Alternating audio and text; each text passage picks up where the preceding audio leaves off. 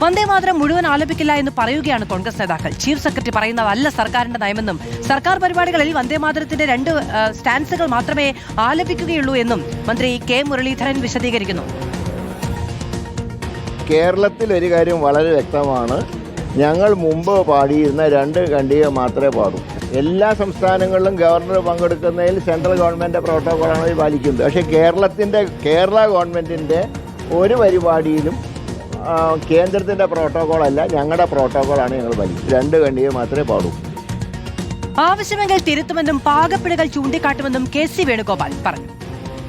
അത് chief secretary ഏത് സാഹചര്യത്തിൽ ഇറക്കിയത് എനിക്കറിയില്ല. അപ്പം അത്തരം ധൃതി പിടിച്ചിട്ട് എന്തുകൊണ്ട് ഉദ്യോഗസ്ഥന്മാർ ഇത്തരം കാര്യങ്ങൾ ചെയ്യുന്നുള്ളത് ഗവൺമെന്റ് പരിശോധിക്കും. എന്തെങ്കിലും ഉണ്ടെങ്കിൽ ഞാൻ ഗവൺമെന്റിനോട് സംസാരിക്കും. ഇത്തരം കാര്യങ്ങൾ എന്റെ ഗവൺമെന്റാണ്, നമ്മുടെ പാർട്ടി ഭരിക്കുന്ന ഗവൺമെന്റാണ്. ഗവൺമെന്റിന്റെ ഭാഗത്ത് ഇത്തരം കാര്യങ്ങളിൽ എവിടെയെങ്കിലും ഉദ്യോഗസ്ഥന്മാരുടെ ഭാഗത്ത് പാകപ്പിഴ ഉണ്ടായാൽ അത് സർക്കാരിന് മുന്നിൽ ചൂണ്ടിക്കാണിച്ച് തിരുത്തിക്കുക എന്നുള്ളതാണ് നമ്മുടെയൊക്കെ ശ്രമം. അതുകൊണ്ട് അത് പരസ്യമായിട്ട് ഞാൻ പറയാൻ ആഗ്രഹിക്കുന്നില്ല. അത്തരം കാര്യങ്ങൾ ഗവൺമെന്റിന്റെ മുന്നിൽ ശ്രദ്ധയെ കൊണ്ടുവന്നിട്ടുണ്ട് ഓൾറെഡി.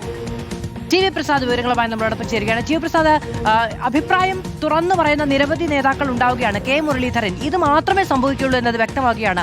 രാജ്മോഹൻ ഉണ്ണിത്താൻ ഇനി ജീവിതാവസാനം വരെ മുഴുവനും ജയിലിൽ കിടക്കേണ്ടി വന്നാലും ഇപ്പോഴുള്ളതിനേക്കാൾ വിരുദ്ധമായി കേന്ദ്ര തീരുമാനപ്രകാരം ഒന്നും ചെയ്യാനില്ല എന്നത് വ്യക്തമാക്കുകയാണ്. കെ.സി. വേണുഗോപാൽ പറയുന്നു വേണമെങ്കിൽ തിരുത്തും, അങ്ങനെ ഉദ്യോഗസ്ഥരുടെ കാര്യത്തിന് വിട്ടുകൊടുക്കില്ല, എന്റെ ഗവൺമെന്റാണ്, എന്റെ പാർട്ടിയുടെ ഗവൺമെന്റാണ്, ഇത് പരിപാടി നടക്കില്ല എന്ന് വ്യക്തമാക്കുകയും ചെയ്യുന്നു. അപ്പോൾ സ്വാഭാവികമായും സംസ്ഥാന സർക്കാരിന്റെ നയം നടപ്പിലാക്കുന്ന ഉദ്യോഗസ്ഥർ ആ നിലയ്ക്ക് പ്രവർത്തിക്കണം എന്നുള്ള ശക്തമായ സന്ദേശം തന്നെയാണ് ഈ നേതാക്കൾ എല്ലാവരും നൽകുന്നത്.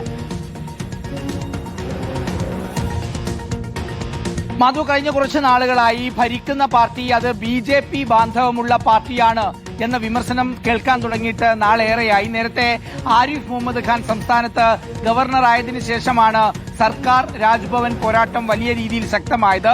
ഇപ്പോൾ രാജേന്ദ്ര അർലേക്കർ വന്ന് രാജ്ഭവൻ ലോക്ഭവൻ എന്ന് പേരുമാറ്റി. നേരത്തെ ആരിഫ് മുഹമ്മദ് ഖാൻ തെരുവിൽ നേരിട്ടായിരുന്നു SFI പ്രവർത്തകർക്ക് നേരെ ഇറങ്ങി വന്നിരുന്നുവെങ്കിൽ ആരിഫ് മുഹമ്മദ് ഖാൻ ഈ നിലവിലുള്ള രാജേന്ദ്ര അർലേക്കർ അങ്ങനെയൊന്നും വൈകാരികമായി കാര്യങ്ങളെ എടുക്കാതെ വളരെ സ്മൂത്തായി അവരുടെ നയങ്ങൾ അവിടെ നിന്ന് നടപ്പാക്കുകയാണ് എന്നതാണ്. കഴിഞ്ഞ പ്രാവശ്യം പിണറായി വിജയനും CPIM-ഉം BJP-യുടെ B ടീമാണ് എന്ന് പ്രചരിപ്പിച്ചവരാണ് ഇന്നത്തെ കോൺഗ്രസ് പാർട്ടിക്കാർ. അവരുടെ ഗവൺമെന്റാണ് ഇപ്പോൾ അധികാരത്തിലുള്ളത്. ഇപ്പോൾ നിലവിലുള്ള കുറെ വിഷയങ്ങൾ എടുത്തു നോക്കിയാൽ ലോക് ഭവന് കീഴടങ്ങുന്ന ഒരു സർക്കാരിനെയാണ് കാണാൻ കഴിയുന്നത്. ചുരുക്കത്തിൽ മാധു, ഞാൻ പറഞ്ഞു വരുന്നത് ഭരിക്കുന്ന സർക്കാരുകൾ അത് ലോക് ഭവന് കീഴടങ്ങി ഭരിക്കേണ്ടി വരുന്ന സാഹചര്യത്തിലേക്ക് കേരളം മാറുന്നു എന്നുള്ളതാണ്.